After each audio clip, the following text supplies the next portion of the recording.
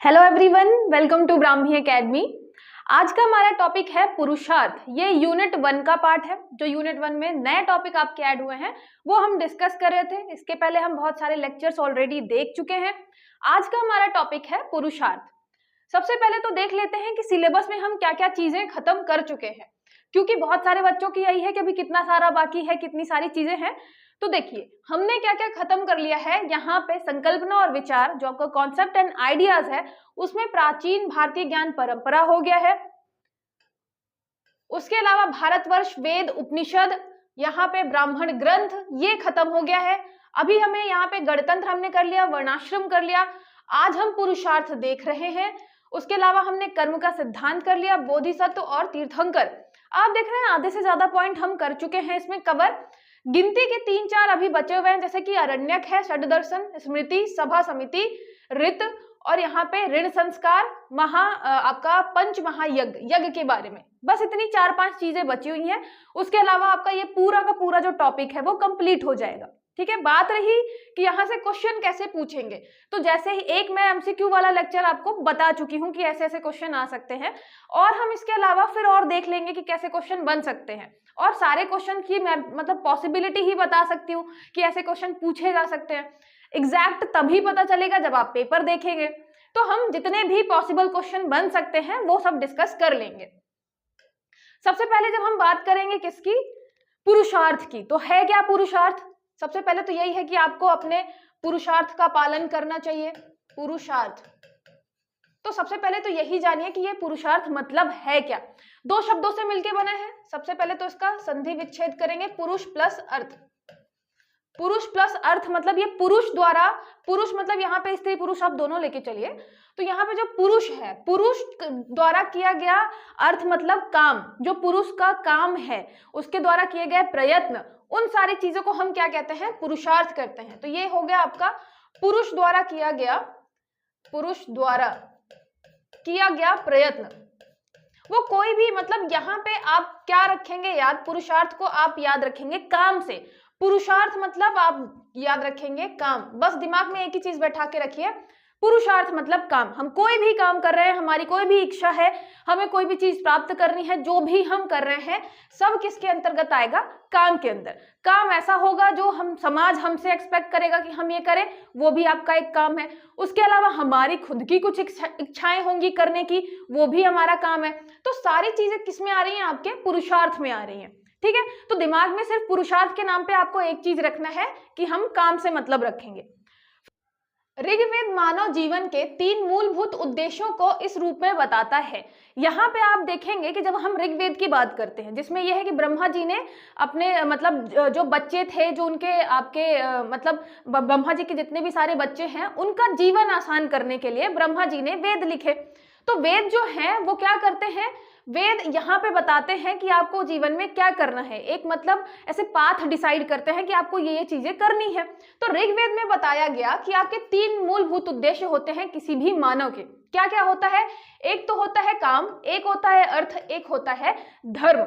जो आपका मोक्ष वाला है ना, आप 4 चीजें पढ़ते हैं हमेशा पुरुषार्थ में, काम, अर्थ, धर्म, अर्थ, काम, मोक्ष। तो आपको जो मोक्ष वाला है वो लेटर, बाद में लेटर वैदिक, जो आपका उत्तर वैदिक काल है तब ऐड हुआ है। शुरू में आपको 3 ही मिलेंगे, धर्म, अर्थ, काम, 3 मिलेंगे आपको। तो मतलब शुरू में जो हमारे 3 मूलभूत उद्देश्य बताए गए थे वो कौन से थे, धर्म, अर्थ, काम। अभी हम इनको डिटेल में देखेंगे, धर्म का मतलब क्या है, अर्थ का मतलब क्या है और काम का मतलब क्या है। तो यहाँ पे आपको सबसे पहले तो याद रखना है कि ऋग्वेद में 3 ही बताए गए। और एक सोचने वाली भी बात है, जब हम ऋग्वेद की बात करते हैं मतलब हम बहुत ज्यादा पहले टाइम की बात करते हैं। उस टाइम पे लोगों ने शुरू में मतलब मानव जो है वो डेवलप हो रहा था। धीरे धीरे क्या होता है, मानव के मस्तिष्क का भी विकास होता है, वो धीरे धीरे सोचना चालू करता है। तो हम डायरेक्टली उसको नहीं बोल सकते कि भैया आप आध्यात्म की तरफ जाइए। ठीक है, आप आध्यात्म की तरफ जाइए, आप ऐसी चीजें पढ़िए और ऐसे काम करिए जो मतलब भगवान के बारे में हो, मतलब आत्मा के बारे में हो। हम ये डायरेक्टली नहीं बोलेंगे। सबसे पहले हम क्या बोलेंगे कि आप क्या करो, धर्म का पालन करो। धर्म मतलब आपकी जो ड्यूटीज हैं, आपके जो कर्तव्य हैं, आप अपना कर्तव्य निभाओ। काम मतलब यहाँ पे काम हम मान लेते हैं सीधे सीधे मतलब किससे, सिंपल सा, वैसे संकीर्ण है बहुत ज्यादा ये मतलब। जब हम बात करते हैं किसकी, सिर्फ शारीरिक सुख की बात करते हैं तो बहुत संकीर्ण मतलब है काम का। लेकिन अभी यही लेके चलते हैं कि मान लीजिए हमने धर्म मतलब अपनी ड्यूटीज पूरी निभाई, काम मतलब हमारे शारीरिक सुखों की बात हो गई, अर्थ मतलब हम पैसे की बात कर रहे थे, हमने क्या किया, पैसे कमाए। तो इन सारी चीज जब आप शुरुआती में बात करेंगे तो मनुष्य इसी चीज पे ध्यान देगा कि समाज में उसके क्या कर्तव्य हैं, उसके खुद के क्या कर्तव्य होने चाहिए, पैसा कमाए, उसके अलावा वो क्या करे, बच्चे पैदा करे तो उसका जो वंश वगैरह है वो आगे बढ़े। फिर बाद में जब आपको थोड़ा सा दिमाग डेवलप हो जाएगा, जब मानव थोड़ा सा सेटल हो जाएगा, तब हम बात करेंगे आध्यात्म की, तब हम बात करेंगे भगवान की, आत्मा की, स्वर्ग की, मोक्ष की, सारी चीजों की बात करेंगे। इसीलिए आप देखेंगे कि ऋग्वेद में आपको 3 चीजें मिलती हैं कि पहले मानव सेटल हो रहा था तो हमने सिर्फ 3 ही काम बताए कि ऐसा करो, तुम 3 काम कर लो, धर्म अर्थ काम। आपको बच्चे पैदा करने हैं, वंशावली बढ़ानी है, आपको पैसे कमाने हैं और आपको उसके अलावा ड्यूटीज अपनी, कर्तव्य अपने निभाने हैं, ठीक है। फिर जैसे ही लेटर वैदिक आता है, उत्तर वैदिक काल में फिर हम बात करते हैं अध्यात्म की, मोक्ष की, कि अब आपको मोक्ष की तरफ ध्यान देना है, बार बार इस चक्र में नहीं फंसना है कि आप किसी अलग अलग योनि में पुनर्जन्म मतलब हो रहा है, आपका जन्म ले रहे हैं बार बार, आपको अब मोक्ष चाहिए, इन सब चीजों से छुटकारा चाहिए, तब हम बात करते हैं मोक्ष की। इसलिए आपको मोक्ष कहाँ पे मिलेगा, लेटर वैदिक काल में, ठीक है। ये सिंपल सी चीज आपको समझ में आई। और वैसे ओवरऑल अगर देखें तो पुरुषार्थ में आपके 4 ही पुरुषार्थ ऐड हैं, धर्म अर्थ काम मोक्ष। लेकिन जो मोक्ष है आपका वो कब ऐड किया गया है, लेटर वैदिक में। इसमें 3 मौलिक मानव गतिविधियों के रूप में संदर्भित किया गया है कि आपको काम करना है, अर्थ करना है और धर्म करना है ना, मतलब 3 चीजें करनी है। लेटर वैदिक में फिर मोक्ष जोड़ा गया और बोलते हैं कि जो आपके महर्षि मनु जी हैं, महर्षि मनु हैं, उन्होंने ये कॉन्सेप्ट दिया था, महर्षि मनु ने कॉन्सेप्ट दिया था आपके पुरुषार्थ का, ठीक है, पुरुषार्थ, जिसको बोलते हैं पुरुषार्थ चातुष्ट।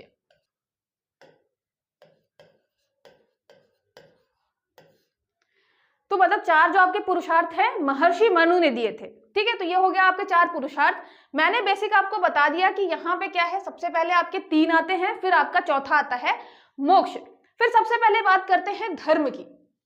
आपको भी पता है कि अगर हम वेस्टर्न फिलॉसफी की बात करें तो उनका धर्म मतलब होता है रिलीजन, रिलीजन सिर्फ हम बहुत संकीर्ण उनका मतलब होता है, रिलीजन की बात करते हैं, पूजा पाठ की बात करते हैं, सिर्फ इतना ही होता है। लेकिन हमारे ग्रंथों में, हमारे हिंदू परंपरा में धर्म का मतलब होता है ड्यूटी से, धर्म का मतलब होता है कर्तव्य से। आपके क्या धर्म है, मतलब आपका क्या कर्तव्य है। धार्मिकता का सिद्धांत पुरुषार्थों में सर्वोच्च है, सबसे इंपॉर्टेंट माना जाता है, वो माना जाता है धर्म। आपका धर्म क्या होना चाहिए, आपकी ड्यूटीज क्या होनी चाहिए, सबसे सर्वोच्च है। धर्म की पश्चिमी जो अवधारणा है उससे बिल्कुल भिन्न है। यहाँ पे आप देखेंगे कि ये जो लैटिन शब्द है रिलीजन जो है, अगर इंग्लिश में बात करें, जो रिलीजन है वो लैटिन शब्द लिगेयर से बना हुआ है, जिसका मतलब होता है जोड़ना, जिसका मतलब होता है जोड़ना। तो यहाँ पे जो आपका वेस्टर्न जो था फिलॉसफी जो है वो कैसे देखती है रिलीजन को, वो देखती है कि मान लीजिए कोई एक व्यक्ति है, तो एक व्यक्ति ने जब मतलब प्रचार प्रसार किया अपने धर्म का, तो वो कहाँ पे पहुंचा, दूसरे व्यक्ति के पास पहुंचा, और फिर इस दूसरे व्यक्ति ने फिर और 2 लोगों को कनेक्ट किया। तो जो आपका नेटवर्किंग टाइप का होता है ना, मार्केटिंग नेटवर्किंग, ऐसे ही आप 2 को जोड़ो, आगे वाला 2 4 को जोड़ेगा, ऐसे ही पूरी चेन बनेगी। सेम ऐसे ही यहाँ पे जो आपका वेस्टर्न फिलॉसफी थी वो रिलीजन को देखती थी जोड़ने से रिलेटेड, कि यहाँ पे क्या करती है, वो जोड़ती है, 1 2 को जोड़ता है, 2 आगे ऐसे कनेक्ट होते हैं।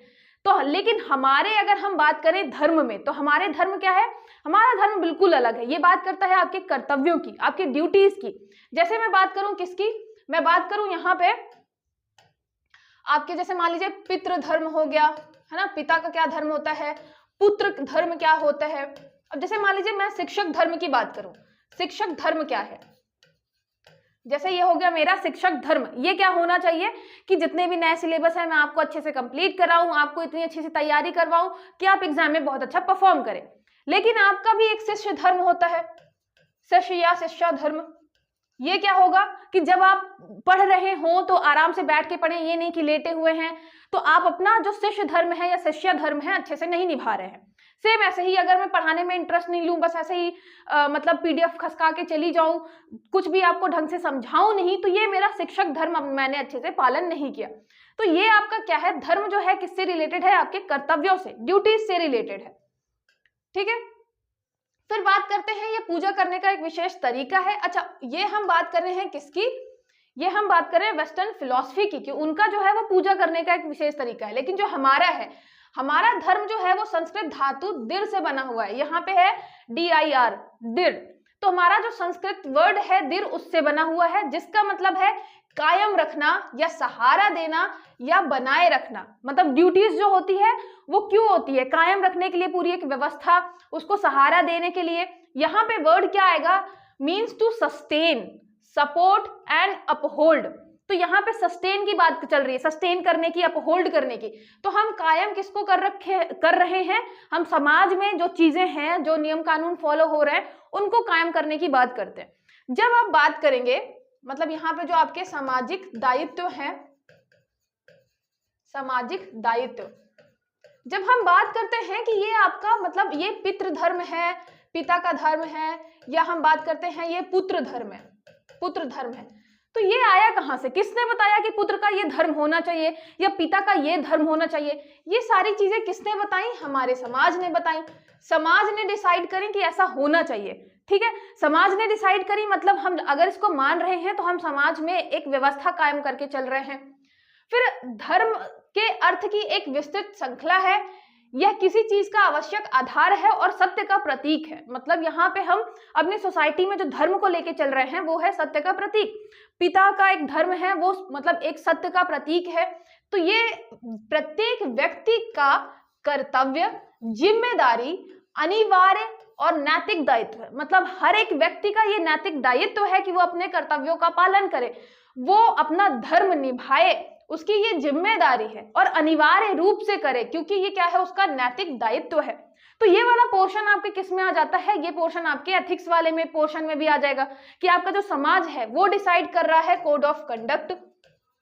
ये क्या हो गया, आपका कोड ऑफ कंडक्ट ही है ना, कि आपको सोसाइटी में कौन कौन से दायित्व मतलब निभाने हैं, आपकी क्या क्या जिम्मेदारियां हैं, ये समाज आपको बता रहा है। आपको समाज नैतिक बना रहा है ये बताकर कि पिता का ये धर्म होता है, आपको करना ही पड़ेगा। तो ये है हमारा धर्म, जो कि बहुत बड़ा, वाइड है, वास्ट है, मतलब बहुत लिमिटेड, उसका संकीर्ण अर्थ नहीं है, जैसे कि आपके वेस्टर्न फिलॉसफी में रहता है। ठीक है, तो यहाँ पे याद रखिएगा, धर्म का मतलब आपका कर्तव्य, आपकी जिम्मेदारी, आपका नैतिक दायित्व कि आपको क्या करना चाहिए सोसाइटी में रह के। ठीक है, ये है धर्म हमारे परिप्रेक्ष्य में, मतलब हमारे इंडियन फिलॉसफी में। यहाँ पे आप देखिए पर्टिकुलर वे ऑफ वर्शिपिंग, मतलब हमारा पूजा ही करने का एक तरीका है। ठीक है, अच्छा, आप ये भी देखेंगे कि जब हम कोई अपने यहाँ नई चीज लाते हैं, मान लीजिए हमने कोई कार खरीदी, हम कार लेकर आए, तो सबसे पहले हम क्या करते हैं, या तो हम किसी मंदिर में जाने का सोचते हैं, या फिर हम घर लाकर सीधे उसकी पूजा करते हैं। सबसे पहले हम पूजा करते हैं। तो जो वेस्टर्न फिलोसोफर है वो ये देख रहे हैं कि भाई हम कोई भी चीज स्टार्ट कर रहे हैं तो हम क्या कर रहे हैं, पूजा कर रहे हैं। तो उन्होंने हमारे धर्म को रिलेट कर दिया किससे, पूजा पाठ से। लेकिन ये जो हमारा तरीका है, ये हमारे मतलब एक तरीका है बस अपना धर्म निभाने का, कि हम हमारे जीवन में सारी चीजें अच्छी रहें। तो ये धर्म निभाने का सिर्फ एक तरीका है पूजा पाठ। तो हमारा क्या है, एक पर्टिकुलर वे ऑफ वर्शिपिंग है, एक बिल्कुल पर्टिकुलर वे ऑफ वर्शिपिंग, मतलब एक विशेष तरीका है। धर्म बिल्कुल अलग है, उसमें हम इंक्लूड कर रहे हैं पूजा। ठीक है, ये समझ में आया। पूजा एक बहुत छोटी चीज है हमारे धर्म में। हमारा धर्म जो है बहुत बड़े दायित्व को, कर्तव्यों को लेकर चलता है, नैतिक कर्तव्यों को। ठीक है, फिर बात करें, प्राचीन भारत में धर्म समाज के सदस्यों के लिए एक आचार्य संहिता थी।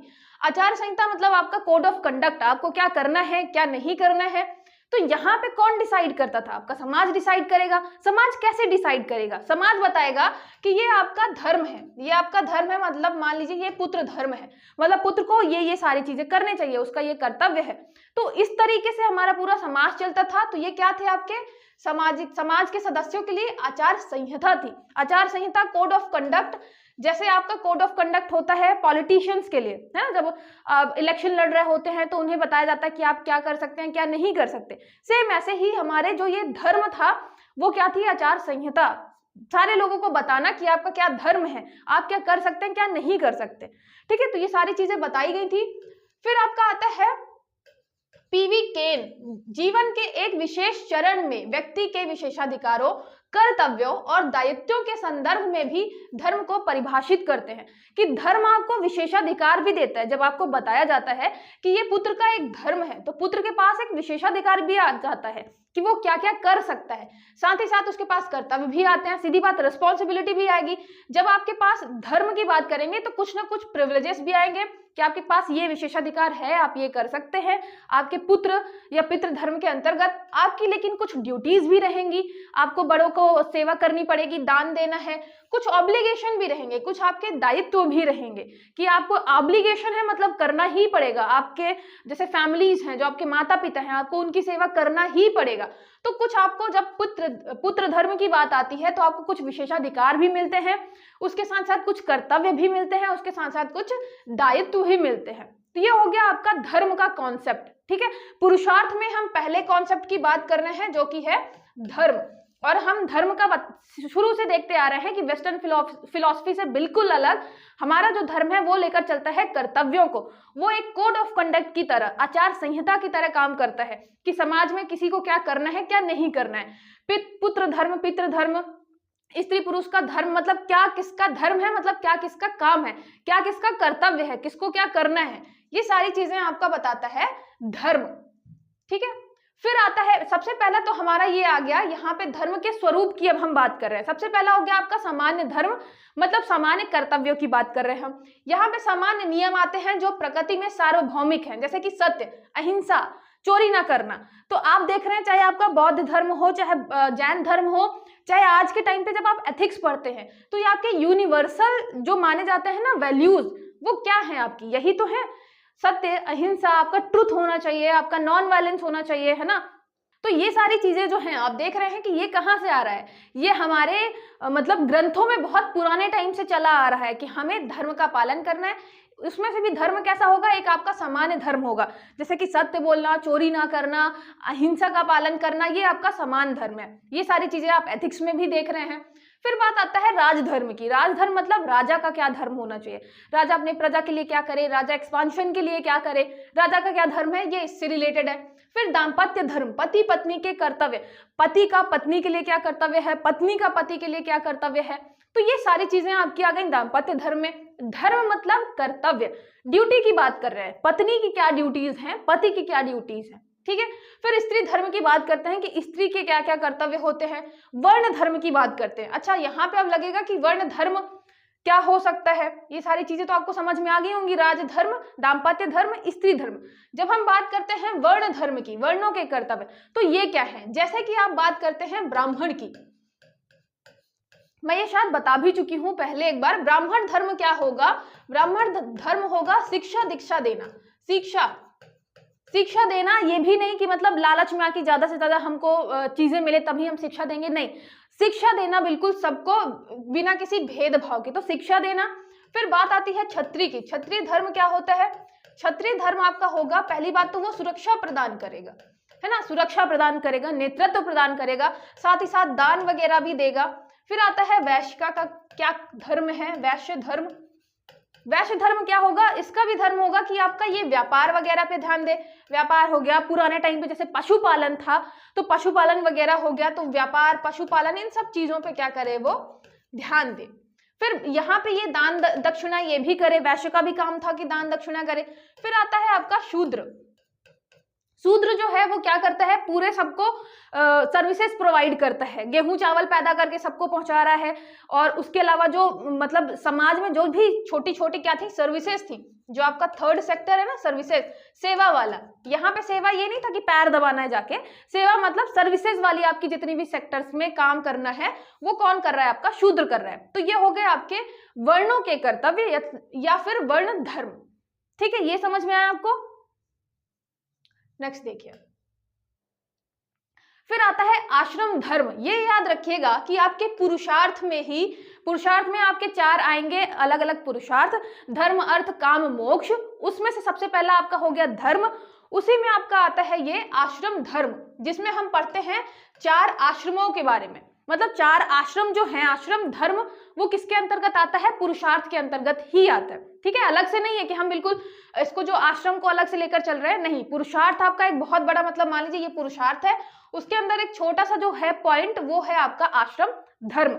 आश्रम धर्म मतलब आपके 4 आश्रम, जीवन के विभिन्न चरणों में कर्तव्य, जो आपके, हम धर्म मतलब आपके कर्तव्य, आश्रम धर्म मतलब आपके विभिन्न चरणों में, जीवन के विभिन्न चरणों में, जब आप 0 से 25 तक के हैं, फिर 25 से 50 तक के हैं, 50 से फिर 75 तक के हैं, तो अलग अलग चरणों में आपके क्या कर्तव्य होने चाहिए, ये हमने बता रखा है आश्रम धर्म में। जैसे हो गया आपका ब्रह्मचर्य, कि शुरू से लेके आप 25 साल तक क्या करें, आप 25 साल तक ब्रह्मचर्य का पालन करें, है ना। उसके बाद गृहस्थ जीवन, तो 25 से लेके 50 तक आप क्या करें, गृहस्थ जीवन पालन करें। फिर 50 से 75 तक का है कि आप वानप्रस्थ जीवन पालन करें, मतलब ये कर्तव्य हैं आपके। फिर सन्यास हो गया, 75 के बाद आप सन्यास जीवन चालू कर दें। तो ये सब क्या थे, आपके कर्तव्य थे कि जीवन में एक डिसिप्लिन होना चाहिए, अपने कंट्रोल होना चाहिए अपने बॉडी में, अपने माइंड में। तो यहाँ पे 25 साल तक हम शिक्षा की बात करते हैं, ब्रह्मचर्य की बात करते हैं। फिर आता है गृहस्थ जीवन। अब देखिए, गृहस्थ जीवन भी बहुत ज्यादा इंपॉर्टेंट है। आपका ये कर्तव्य होना चाहिए कि जब आप 25 साल पूरे कर लें, उसके बाद आप गृहस्थ जीवन में जाएं, जिससे आप एक तो क्या करें, समाज के लिए काम करें, पैसे वगैरह कमाएंगे ना, क्योंकि ब्रह्मचर्य में तो शिक्षा वगैरह बस ले रहे थे। गृहस्थ में आप समाज के लिए काम करेंगे, समाज में कुछ काम करेंगे, पैसे कमाएंगे। उसके अलावा जब आपका मतलब बच्चे वगैरह होंगे, जब बच्चे होंगे तो आपका खुद का वंश तो बढ़ेगा, साथ ही साथ समाज भी ग्रो करेगा, समाज भी ग्रो करेगा। अब देखिए, जैसे कि ये सारी चीजें अभी कौन नहीं फॉलो कर रहा, आज के टाइम पे फॉलो नहीं हो रही। तो आप देख रहे हैं जापान हो गया, साउथ कोरिया हो गया, यहाँ पे जो आपका पॉपुलेशन डिविडेंड है वो कितना ज्यादा मतलब बिगड़ गया है। जो आपके बूढ़े हैं उनकी संख्या बहुत ज्यादा बढ़ गई है, और जो मतलब लोग हैं वो शादी नहीं कर रहे या वो बच्चे पैदा नहीं कर रहे, तो पूरा का पूरा जो सोसाइटी है वो बहुत ज्यादा किसमें प्रॉब्लम में आ गई है। और आने वाले टाइम पे अगर कंटिन्यूअसली बच्चे ज्यादा पैदा नहीं हुए, मतलब बहुत ही धीरे धीरे क्योंकि डिक्रीज हो रहे हैं, बच्चे नहीं पैदा होंगे, तो पूरी की पूरी एक सिविलाइजेशन आपकी मतलब नष्ट हो जाएगी। तो ये सारी चीजों से मतलब बहुत बड़ा सोच के प्लान किया गया था कि हर मतलब फिक्स कर दिया था इस एज तक में आपको ये करना है, इस एज में फिर आपको ये करना है। ये क्या थे, आपके कर्तव्य थे, आपकी ड्यूटीज थी कि आपको ये करना है। आज के टाइम पे हम 30-30 साल तक क्या कर रहे हैं, शादी नहीं कर रहे हैं मान लीजिए, मतलब हम अपनी रिस्पॉन्सिबिलिटी नहीं निभा रहे, कर्तव्य नहीं निभा रहे। तो उसकी वजह से क्या होता है, हमारी आदत ही नहीं रहती है, हम रिस्पॉन्सिबिलिटी लेना ही नहीं चाहते। इसीलिए 25 साल में फिक्स कर दिया गया था कि 25 साल में आप रिस्पॉन्सिबिलिटी उठाना चालू कर दें, अपनी खुद की, साथ ही साथ मतलब अपने होने वाले वाइफ या हस्बैंड की, साथ साथ सोसाइटी की, घर की। तो यहाँ पे रिस्पॉन्सिबिलिटी आपको 25 सालों में दे दी जाती थी। फिर बात की जाती थी वानप्रस्थ की, कि आपके पास जो नॉलेज है आप धीरे धीरे डिटैच हो जाएं मोह माया से। वानप्रस्थ में क्या होता था कि जैसे आपके जो बच्चे हैं आप उनको काम वगैरह सौंपना चालू करें, अपने बच्चों को काम समझाएं, काम सौंपना चालू करें, और आप सीधे धीरे धीरे क्या हो, इन सबसे डिटैच हो। ठीक है, डिटैच हो मतलब दूर जाना चालू करें, मोह माया थोड़ा त्यागें। क्योंकि अगर हम बात करते सीधे सन्यास की, कि आपने गृहस्थ जीवन जिया, अब सीधे सन्यास ले लीजिए, तो यहाँ पे तो मोह माया ही नहीं खत्म हो रही है। वो नाती पोते देखने के मतलब उत्सुक हैं कि हमें नाती भी चाहिए, उसके बाद हम पोता भी देखेंगे। तो इसीलिए बीच में रखा गया वानप्रस्थ। तो आप वानप्रस्थ जीवन में धीरे धीरे अपने घर से लगाव कम करिए। आपके पास जो ज्ञान है, आपने अभी तक जो ज्ञान, जो एक्सपीरियंस आपने अचीव किया है अभी तक 50 सालों में, उसको आप सोसाइटी को लौटाइए, उस सोसाइटी को मतलब वापस करिए, दूसरों को ज्ञान अपना दीजिए, अपना एक्सपीरियंस शेयर करिए। तो ये सारी चीजें फिर हम वानप्रस्थ में करवाते हैं। उसके बाद फिर हम बात करते हैं कि भाई अब सन्यास ले लीजिए, आप बिल्कुल सारे मोह माया को छोड़कर आप सीधे सीधे फोकस करिए किसमें, मोक्ष में, कि हमें मोक्ष चाहिए, हमें जो ये आपकी मोह माया थी, जो बार बार ये पुनर्जन्म का चक्कर है, इसको अभी खत्म करना है और मोक्ष प्राप्त करना है। तो फिर बात आती है सन्यास की। ठीक है, और टाइम भी बताया गया था कि आपको इतने टाइम में ही सारी चीजें अचीव करनी है। अगर अचीव नहीं करेंगे तो फिर आपको मोक्ष मिलेगा नहीं, आपको फिर दोबारा इसी चक्कर में करना पड़ेगा सारी चीजें, है ना, शुरू से फॉलो करनी पड़ेंगी। और आप देखेंगे कि कोई भी इससे अछूता नहीं था। मतलब आप चाहे वो राम जी को देखें, चाहे कृष्ण जी को देखें, अगर भगवान भी आते थे पृथ्वी में तो उन्हें भी ये सारी चीजें फॉलो करनी पड़ी हैं।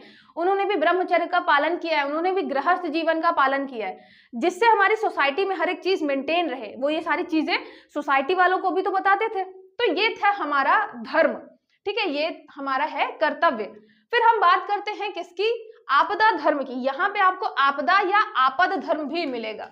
आपद धर्म ये क्या होता है? ये मतलब संकट के समय अगर आपका क्या कर्तव्य होता है, मान लीजिए आपको बहुत ज्यादा भूख लगी है, आपके पास पैसे नहीं है बिल्कुल भी, तो संकट में भी फिर आपको कौन से कर्तव्य करने चाहिए? मतलब अगर आप गलत भी करें, गलत करें तो गलत वो करें जो कि अच्छाई के थोड़ा करीब हो। जैसे मान लीजिए आपके पास बिल्कुल पैसे नहीं है, आप बहुत टाइम से भूखे हैं, तो आप चोरी करेंगे या किसी से रिक्वेस्ट करेंगे कि मतलब मुझे भूख लगी है तो आप मेरी थोड़ी हेल्प कर दीजिए। तो ये मतलब बोलता है आपदा धर्म कि जब आप बहुत ज्यादा संकट में होते हैं उस टाइम पे आपके क्या कर्तव्य होते हैं। आपको फिर गलत अगर आप कर भी रहे हैं तो उतना ही गलत करें जो थोड़ा अच्छाई के करीब है, बहुत ज्यादा गलत ना कर दें। ठीक है, तो ये हो गया आपका आपदा धर्म।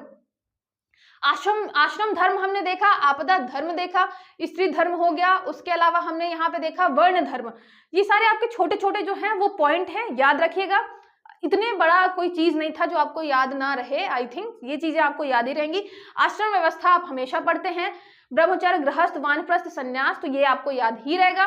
फिर बात करते हैं अर्थ की। यहाँ पे अर्थ का क्या मतलब है? अर्थ मतलब पैसा, मनी की बात कर रहे हैं यहाँ पे। अर्थ जो है वो आपका दूसरा पुरुषार्थ है। अर्थ का मतलब जो है, अर्थ का अर्थ है मतलब, ठीक है समझ में आ गया ना, अर्थ का अर्थ है सांसारिक समृद्धि या धन। यहाँ पे हम बात किसकी कर रहे हैं? वर्ल्डली प्रॉस्पेरिटी और वेल्थ। हम यहाँ पैसे की बात करते हैं, पैसे की और प्रॉस्पेरिटी की। मतलब सिर्फ हम पैसे की बात नहीं कर रहे हैं। देखिए पैसा जो है अभी के लिए इंपॉर्टेंट है, मतलब आज के टाइम पे पैसा आया, वेल्थ आया, तब हम उसकी बात कर रहे हैं ना। लेकिन पहले के टाइम पे जो हमारा वेल्थ था, हम बात करें पहले, तो पहले हमारा वेल्थ होता था जैसे पशुपालन। तो जब हम बात करेंगे कि हमारा जो अर्थ है, जो हमारा सबसे इंपॉर्टेंट संपदा है वो क्या होना चाहिए, तो वो पशुपालन है। मान लीजिए कोई मछली, अगर मछली पकड़ने जाता है तो उसका क्या है, जो उसका अर्थ है वो क्या हो गया आपका? मछली हो गया। कि इसकी जो संपदा है वो कौन सी संपदा क्या हो गई? मछली। इसकी संपदा हो गई पशुपालन। तो ये आप कोई भी शब्द जो है, ये धन है या समृद्धि है, इसको बहुत छोटे मतलब में नहीं समझना है। धन मतलब सिर्फ हम पैसे की बात नहीं कर रहे हैं, करेंसी की बात नहीं कर रहे हैं, हम बात कर रहे हैं संपदा की। संपदा जो कि जैसे पशुपालन पहले संपदा थी, और आपका मछली अगर कोई पालन करे तो मछली उसकी संपदा है। ऐसे आपको रिलेट करना है। जैसे आपका जैसा टीचर है तो टीचर के पास ज्ञान है, उसकी संपदा। तो मेरा क्या हो गया? अर्थ मेरा क्या है? आपका शिक्षा। ठीक है, यहाँ पे मेरी जो समृद्धि है, जो मेरा धन है, वो है मेरा ज्ञान। फिर बात आती है, कौटिल्य का मानना था कि धन जो है वो मानवीय आवश्यकताओं का आधार है। मतलब धन तो जरूरी है ही, उसके बिना तो कुछ नहीं होगा। समाज में अगर कोई भी काम करना है, राजा को कितना भी बड़ा बनना है, मतलब वो सीधे सीधे बताते थे कि अगर राजा को भी सबसे ज्यादा लोकप्रिय बनना है, अगर कोई राजा है उसको लोकप्रिय बनना है, उसको बड़ा बनना है, उसके पास भी पैसा होना चाहिए, उसको अपने फाइनेंस पे बहुत ध्यान देना पड़ेगा। अगर उसका वित्त विभाग अच्छा चल रहा है, उसका वित्त विभाग सब सही चल रहा है, तो फिर राजा जो है वो भी क्या करेगा? बहुत समृद्ध होगा, बहुत धनी होगा।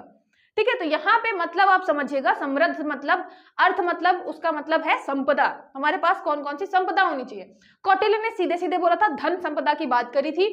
सामाजिक कल्याण भौतिक समृद्धि पर निर्भर करता है। मतलब ये बताया था कि जो आपका सामाजिक कल्याण भी है उसके लिए भी आपको भौतिक समृद्धि चाहिए, पैसे तो चाहिए, तब तो आप जाके इन्वेस्ट करेंगे। रोड बनाना है, कोई डिपार्टमेंट बनाना है, उस सब के लिए आपको पैसा चाहिए। तो कौटिल्य का सीधे सीधे कहना था भाई धन इंपॉर्टेंट है।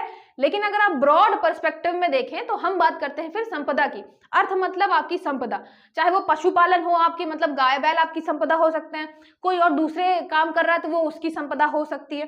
ठीक है, तो ये दूसरा हो गया आपका, पहला था धर्म, धर्म मतलब आपके कर्तव्य। दूसरा हो गया आपका अर्थ, यहाँ पे अर्थ मतलब हो गया आपका धन, संपदा, समृद्धि। ठीक है, यहाँ पे हो गया आपका basic human requirement and that social wellbeing depend on material prosperity. Condition क्या है? शर्त ये होती है, मतलब कौटिल्य जी ने बताई कि सही तरीकों से हासिल किया जाना चाहिए। इन्होंने बोल दिया धन तो बहुत जरूरी है, सोसाइटी में धन होना, राजा के पास धन होना बहुत जरूरी है, लेकिन ये भी बताया कि वो सही तरीके से हासिल करना चाहिए। ये नहीं आप ड्रग्स बेच के बहुत सारा पैसा एक ही बार में इकट्ठा कर लो, क्योंकि हमने बात की किसकी? आपके अर्थ की, कि पैसा कमाना जरूरी है, समाज में पैसा होना जरूरी है। तो ऐसा नहीं कि आप गलत तरीके से कर ले। यहाँ पे जो आपका तरीका है, जो आपके मीन्स है, वो सही होने चाहिए। एंड आपका क्या है? एंड मतलब आपका लास्ट में लक्ष्य है पैसा कमाना, लेकिन जो तरीका है, जो मीन्स है, वो भी सही होना चाहिए। ठीक है, यानी सिर्फ अंत नहीं बल्कि रास्ते भी मायने रखते हैं। तो ये हमारे कौटिल्य जी ने बताया। फिर बात करते हैं काम की। आपने देखा धर्म, आपने देखा अर्थ। धर्म हो गया आपका ड्यूटी, अर्थ हो गया आपका मतलब पैसे कमाने, पैसे के अलावा कोई भी आपकी संपदा हो गई है ना, धन हो गया। बात करते हैं हम काम की। काम का वैसे लिमिटेड अर्थ हमेशा आप देखेंगे उसका मतलब होता है सांसारिक सुख या कामुक सुख। यहाँ पे हम बात करते हैं किसकी, मतलब बहुत ज्यादा सेक्सुअल प्लेजर की, है ना। यहाँ पे जो नैरो है सेंसुअल प्लेजर हो गया, सेक्सुअल प्लेजर, इनकी हम बात करते हैं। लेकिन अगर हम ब्रॉड पर्सपेक्टिव देखें, ब्रॉड लेवल में देखें कि इसका व्यापक अर्थ क्या निकलेगा, तो व्यापक अर्थ निकलेगा इसका लस्ट। ये जो इंग्लिश का वर्ड है लस्ट, इसका मतलब होता है, हिंदी में तो वासना है तो और ही गंदा लगता है सुनने में, लेकिन इसका मतलब क्या होता है, ये है आपका स्ट्रॉन्ग डिजायर। स्ट्रॉन्ग डिजायर मतलब तीव्र इच्छा, किसी भी काम को करने की तीव्र इच्छा, चाहे वो आपके किसी भावनात्मक पक्ष से जुड़ी हो, मतलब किसी को मान लीजिए आप इमोशनली बहुत ज्यादा कनेक्टेड है, तो तीव्र इच्छा है उससे बात करने की, तीव्र इच्छा है मतलब मिलने की, या कुछ भी आप मान सकते हैं। तो जो भावनात्मक पक्ष से जुड़ी है वो भी आपकी क्या कहलाएगी, आपका काम कहलाएगा। मतलब यहाँ पे हम बात कर रहे हैं स्ट्रॉन्ग डिजायर की, आपकी इच्छाओं की। यहाँ पे एक चीज याद रखिएगा, जो काम है वो आपकी इच्छाओं से रिलेटेड है। अभी हमने वो देखा धर्म। धर्म मतलब समाज ने जो आपके लिए बताया है, आपको जो कर्तव्य बताए हैं, नैतिक दायित्व दिए हैं, ये करना है, ये नहीं करना है। जब हम काम की बात करते हैं तो काम आता है खुद की इच्छा के लिए। आप अपनी मतलब आपकी खुद की क्या इच्छाएं हैं, किस चीज के लिए आप तीव्र इच्छा रखते हैं, स्ट्रॉन्ग डिजायर रखते हैं, तो ये आपका किस में आएगा, काम में आएगा। अब सीधी बात है, आप मतलब यहाँ पे सेंसुअल प्लेजर की बात भी आएगी, उसके अलावा भावनात्मक जो आपका इच्छाएं हैं उसकी बात भी आएगी। यहाँ पे सौंदर्यात्मक जीवन, सारी चीजें आते हैं। सौंदर्यात्मक मतलब किसी को मतलब ये बहुत अच्छा लगता है कि वो हमेशा सुंदर दिखे। अब जब बुढ़ापा आता है, चीजें उस टाइप से मेंटेन नहीं हो पाती, तो फिर सर्जरी वगैरह कराते हैं और बहुत सारी चीजें करवाते हैं। तो ये क्या है, उसके लिए तीव्र इच्छा है। मतलब किसी भी चीज के लिए आपकी खुद की जो डिजायर है, खुद की जो तीव्र इच्छा है, वो कहलाएगी आपका काम। ठीक है, तो ये मतलब जरूर समझिएगा कि हम छोटे अर्थ में देखेंगे तो आपका हो जाएगा यहाँ पे यौन सुख या सेक्सुअल प्लेजर। बड़े अर्थ में देखेंगे तो वो हो जाएगा आपका स्ट्रॉन्ग डिजायर, किसी भी चीज के लिए आपकी इच्छा।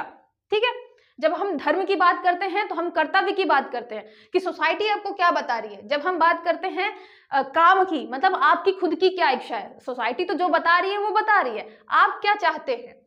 फिर बात आती है काम पुरुषार्थ, कहते हैं किसी की इच्छाओं को उसके जीवन काल में पूरा किया जाना। यहाँ पे काम मतलब जितनी भी आपकी इच्छाएं हैं आप उस जीवन काल में उसको पूरा करते हैं, वो आपका काम पुरुषार्थ हो गया। अब काम पुरुषार्थ में जो है आपको 3 प्रकार बताए गए हैं, एक है सात्विक, एक है राजसिक, एक है तामसिक। ये मैं आपको पहले भी बता चुकी हूँ कि इनके गुण क्या होते हैं। आज एग्जाम्पल मैं बहुत अच्छा लूंगी जिससे आपको बहुत आराम से समझ में आ जाए। सात्विक गुण की बात करेंगे कि मान लीजिए कोई लड़का है जो एक लड़की को पसंद करता है, तो बहुत नॉर्मल तरीके से अप्रोच करता है, प्रपोज करता है, फिर वो हाँ बोलती है, फिर क्या करते हैं ये आपस में शादी कर लेते हैं। तो ये बहुत आराम से वो क्या करता है, सारी चीजें लेकर चलता है। ठीक है, तो ये हो गया आपका सात्विक तरीके से कि उसने सात्विक तरीके से प्रपोज किया और फिर उसको मतलब उससे शादी वादी कर ली। फिर राजसिक, राजसिक मतलब थोड़ा सा ये क्या है, ये यहाँ पे है जिद्दी टाइप का, है ना, थोड़ा सा अपना वो दिखाने वाला, नहीं हमें चाहिए ही चाहिए। तो यहाँ पे क्या है, ये लड़की को देखा उसने कि हाँ प्रपोज तो किया, वो मान नहीं रही है, तो उसने बोला कि ऐसे कैसे, अब मैं थोड़ा और टाइम दूंगा, मैं उसको और मनाऊंगा। तो ये क्या कर रहा है, वो और ज्यादा टाइम दे रहा है, उसने और ज्यादा टाइम दिया और फिर उसके बाद उसको मनाया, उसको इम्प्रेस किया, उससे हाँ बुलवाया, फिर उसके बाद जाके क्या करी, शादी करी।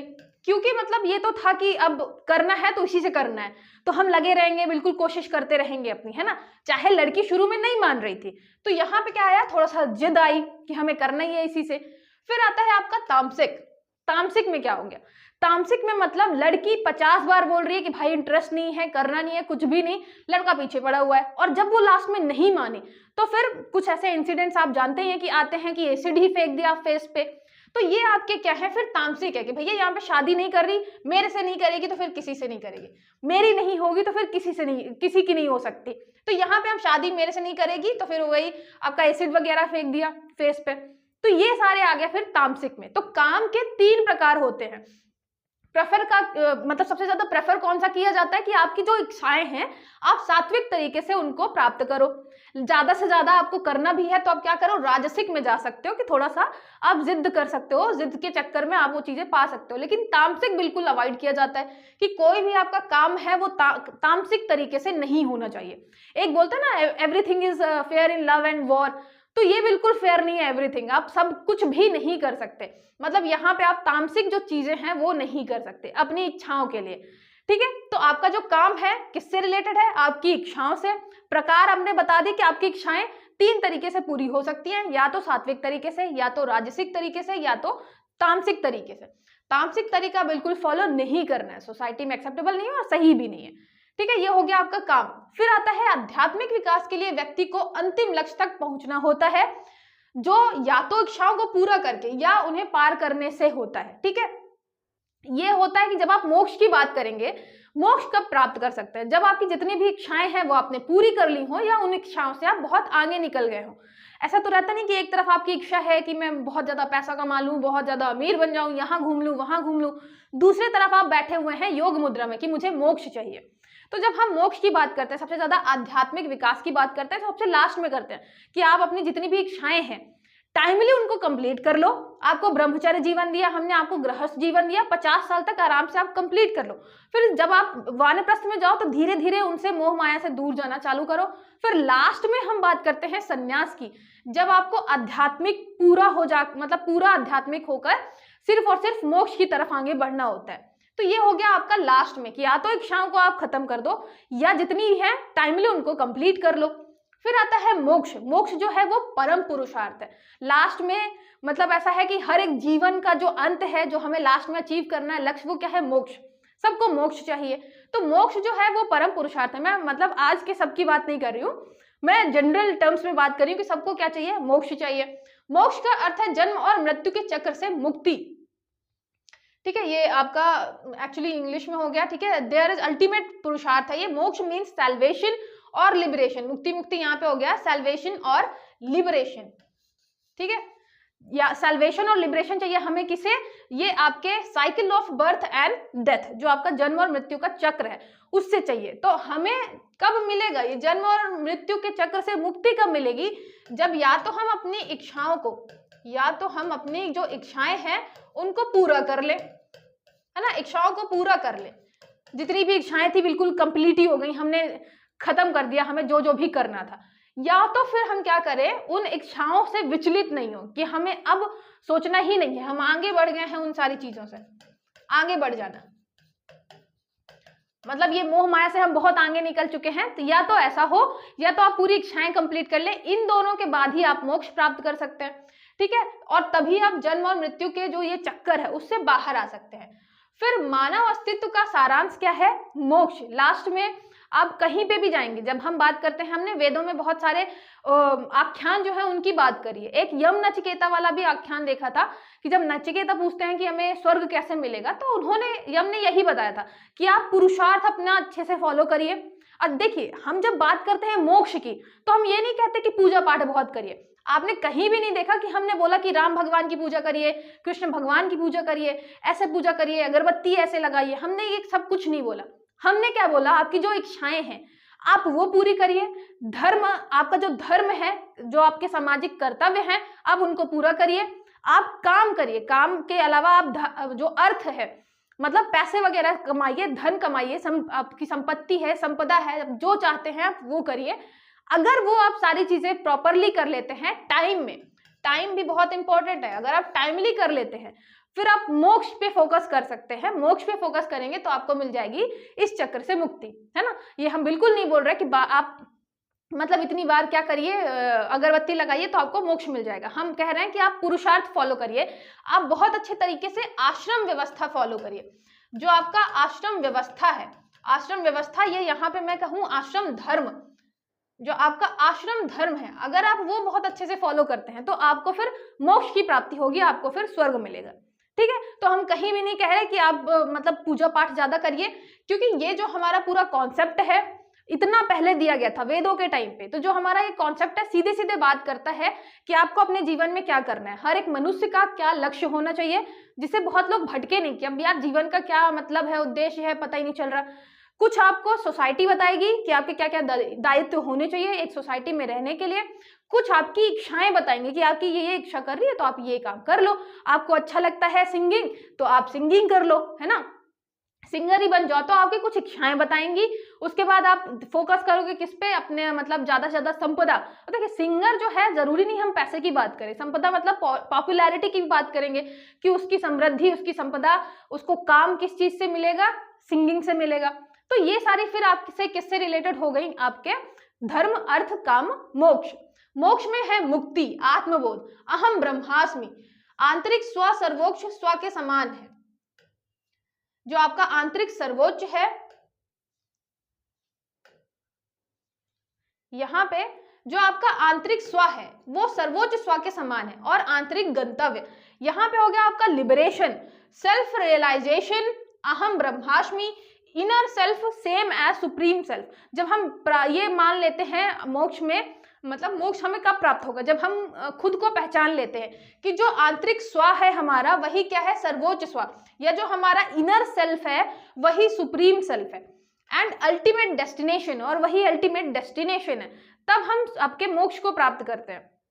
मतलब इन सारी चीजों से ऊपर उठ जाना, फिर समझना कि जो हमारा इनर सेल्फ है वही सुप्रीम सेल्फ है, हमें खुद को जानना है, आत्मज्ञान होना जरूरी चाहिए। तो यहाँ पे अहम ब्रह्मास्मि, मैं ही, मतलब यहाँ पे आंतरिक स्व और सर्वोच्च स्व के समान है, अंतिम गंतव्य यही है। फिर मोक्ष क्या है, स्वयं के भीतर ब्रह्मांड का अनुभव। आप देखेंगे मतलब बहुत सारे आप ऐसे बातें सुनेंगे कि जो आपके योगी होते हैं उनका जो ऑरा बहुत ज्यादा होता है, बहुत स्ट्रांग होता है। तो ये क्या कर रहे हैं, वो अपने भीतर ही पूरा ब्रह्मांड का अनुभव कर रहे हैं।